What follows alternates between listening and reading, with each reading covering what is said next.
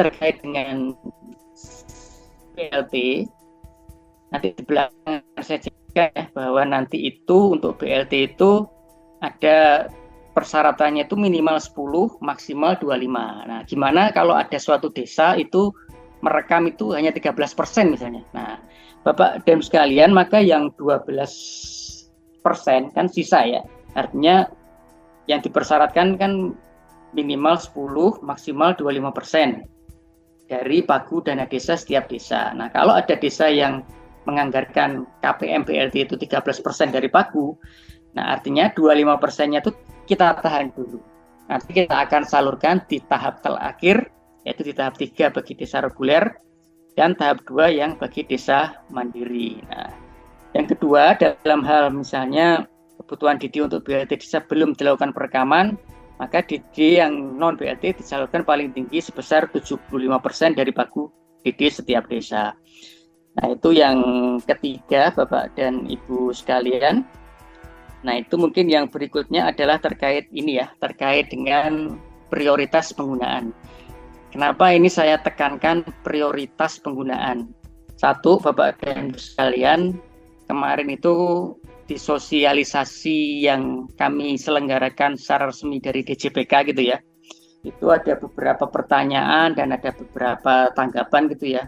Kenapa sih PMK atau Kementerian Keuangan itu kok mengatur-atur penggunaan dana desa gitu ya? Padahal selama ini yang mengatur itu kan sudah dibagi ya, kalau yang pengalokasian itu Kemenq, kemudian penatausahaan dan pengakuntansian itu Kemendagri, terkait dengan penggunaan itu Kemendes. Nah, itu Bapak dan sekalian, itu ada semacam ceritanya ya. Jadi itu terkait dengan penggunaan itu, pengaturan dalam PMK itu tidak turun dari langit atau tiba-tiba saya dapat wangsit gitu ya.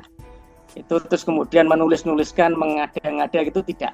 Nah, ini mungkin sebagai informasi aja bagi Bapak dan Ibu sekalian, kenapa kok terkait dengan fokus atau prioritas ini diatur penggunaannya di PMK. Nah, Bapak dan Ibu sekalian, ini ceritanya bermula ketika ditetapkan Undang-Undang Nomor 1 Tahun 2022 tentang hubungan keuangan antara pemerintah pusat dan pemerintah daerah.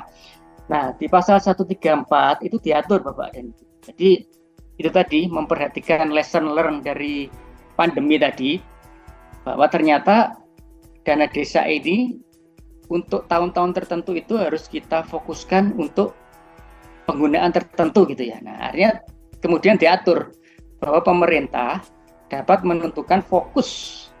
Ya, mungkin fokus ini ya. Karena penggunaan ini kan kita bedakan ya, ada penggunaan yang mungkin kalau kita semacam menu di restoran kan ada menu dari A sampai Z. Nah, tapi khusus fokus ini adalah pilihan. Jadi kira-kira apa yang diprioritaskan di tahun anggaran tertentu. Nah, di situ diatur Bapak dan Ibu. Jadi pemerintah itu dapat menentukan fokus penggunaan DC setiap tahun sesuai dengan prioritas nasional yang ditetapkan dalam peraturan undang-undangan.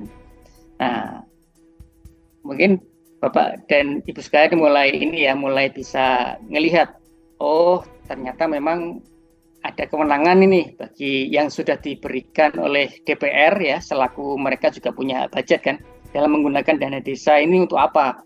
Nah, misalnya belajar dari COVID kemarin, oh di tahun tertentu itu harus ada 8% untuk COVID. Oh tapi di tahun 2023 kan sudah berhenti, oke 8% COVID itu hilang gitu. Tapi di sisi lain pemerintah punya, oh kita sampai 2024 ada perlu penanganan stunting misalnya. Oh kita perlu untuk penanganan kemiskinan ekstrim. Nah itulah Bapak Ibu sekalian, makanya diterjemahkan ya, artinya di dalam peraturan perundang-undangan setiap tahun itu diterjemahkan melalui Undang-Undang Nomor 28 Tahun 2022 tentang APBN 2023. Nah di situ diatur pemerintah dan DPR itu sudah mengatur bahwa pengutamaan penggunaan, fokus, prioritas, atau kita bahasakan diutamakan, nah itu masih ada untuk A, pemulihan ekonomi untuk perlinsos, kemiskinan ekstrim, dukungan sektor prioritas di desa, dan C, dana operasional Pemdes paling banyak 3%. Nah ini mungkin Bapak dan Ibu kali ini ceritanya ya, sudah mulai dapat gambaran ya, oh dari Undang-Undang 1, kemudian Undang-Undang 28, Kemudian sekarang ke pasal 14 kita baca ketentuan mengenai pengelolaan dan seterusnya setiap desa berdasarkan diatur dengan peraturan Menteri Keuangan. Nah, ini Bapak Adem sekalian. Artinya ini kita tidak menafikan adanya Kementerian Desa yang sudah mengatur penggunaannya itu melalui Permendes, enggak. Permendes itu masih menu restoran A sampai Z ya. Tapi di Undang-Undang 28 dan PMK 201 ini mengatur fokus pengutamaannya prioritasnya itu untuk apa. Nah, Bapak dan Ibu bisa lihat di PMK 201 itu di pasal 35 pemerintah desa menganggarkan dan melaksanakan kegiatan prioritas yang bersumber dari diutamakan penggunaannya untuk, nah ini ya, diutamakan penggunaannya program Perlinsos BLT paling sedikit 10 dan paling banyak 25%. Kemudian ketahanan pangan hewani diatur paling sedikit 20%, termasuk pembangunan lumbung pangan desa. Kemudian yang C, dana operasional Pemdes paling banyak 3% dari anggaran DD. Nah, kalau di sini di PMK nyebutin 3%-nya. Nah, kemudian apa-apa item-item kegiatannya, nah itu Bapak dan Ibu sekalian baru bisa melihat Permendes 8 tahun 2022 tentang prioritas penggunaan desa tahun anggaran 2023. Kemudian yang keempat, dukungan program sektor prioritas di desa berupa bantuan permodalan kepada BUMDes, program kesehatan termasuk stunting, pariwisata skala desa, serta sesuai dengan potensi karakteristik desa serta program atau kegiatan lain.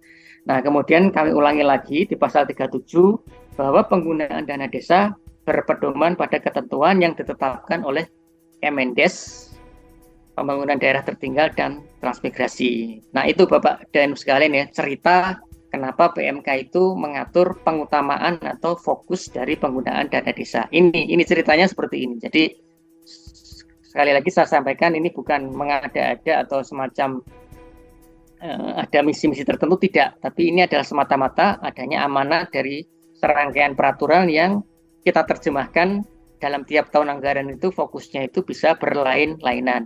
Nah, seperti saya sampaikan tadi, mungkin Bapak dan Ibu juga bisa melihat, kemarin tanggal 30 Desember Presiden sudah mengumumkan pandemi berhenti, sekarang jadi endemi.